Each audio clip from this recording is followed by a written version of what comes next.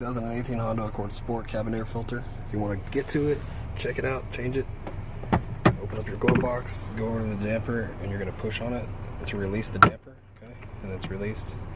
And all you need to do is push the glove box inwards and get this piece past this piece, okay? You're going to do that on both sides. Okay, then the glove box will come down, okay? And once you get in here, this is where the cabin filter is located. Notate the flow. All you have to do is push this little button in. Okay. This little button in.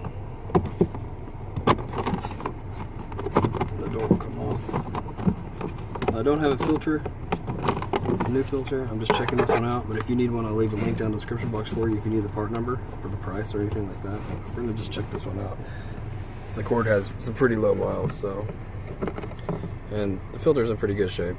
I'm not going to replace it right now, but when you get your new one, just drop it back in there.